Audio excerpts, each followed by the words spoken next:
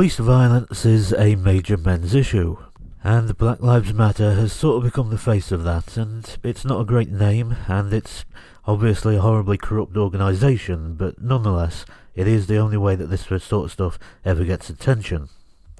So this website on screen now is from blacklivesmatter.com, blacklivesmatter.com/herstory, because we wouldn't want people thinking that Black Lives Matter isn't all about women, other than the two women who founded the organisation and then stole all of its money, of course.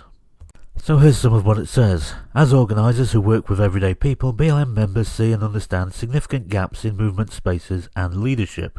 Black liberation movements in this country have created room, space and leadership mostly for black, heterosexual, cisgender men, leaving women, queer and transgender people and others either out of the movement or in the background to move the work forward with little or no recognition. As a network, we have always recognised the need to centre the leadership of women and queer and trans people, to maximise our movement muscle and to be intentional about not replicating harmful practices that excluded so many in past movements for liberation. We made a commitment to placing those at the margins closer to the centre.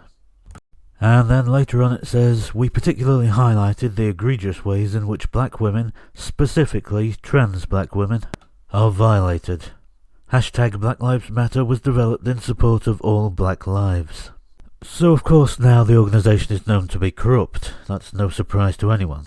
The people who founded it seem to have been mostly interested in making money for themselves, and they were quite happy to work with people from political organisations that weren't really in favour because they could get money out of it. Money and mansions. But for me this might be even worse, because it means even if they weren't corrupt, they still wouldn't actually be effectively addressing the issue. Because the issue is police violence, and police violence, although it does sometimes happen to people other than men, is extremely rare in those situations. If Black Lives Matter was ever going to address police violence, or even just police violence against black people, then it needed to focus on things other than women and transsexuals and so forth. And this seems to be how it works. Any interest in IDPOL, any interest in helping specifically women especially, tends to go along with corruption in politics, tends to go along with people being interested in lining their own pockets instead of actually making things better for people. So the focus isn't on violence by the police. It can't be, because if it was, then you'd have to focus on violence against men, because that's most of the violence that actually exists. And so Black Lives Matter ended up corrupted from the start, corrupted by both money and by feminism. And another thing I don't like is the way that they're throwing under the bus the leadership of previous black liberation movements. They say that they had a gap where there were no women or transsexuals or whatever, but those movements were also effective. They were made up largely of men who were actually threatened by racism and by police violence. Martin Luther King, Malcolm X, Medgar Evers, people who ended up dead, people who ended up being killed specifically because of their belief in equality and their willingness to fight against state violence. Those people really believed, and that's why they ended up dead. These people, on the other hand, are mainly interested in themselves and the money that they can make.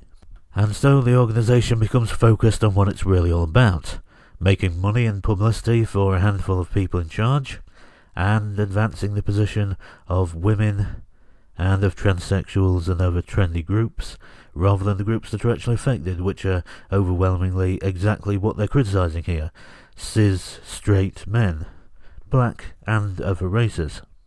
And of course Black Lives Matter is a corrupt organisation, but this is a pattern. I talked before about the World Food Programme and the United Nations, and this same pattern holds in many other organisations, charitable organisations which in theory ought to be pushing left-wing ideas. The Howard League for Penal Reform, say, or the Prison Trust here in the UK, the Prison Reform Trust. These ought to be left-wing organisations, and yet they spend most of their money on the few percent of prisoners who are women, and who already have better treatment than male inmates do. And that's why I, as a left-winger, am very much against feminism, because this is what happens every single time.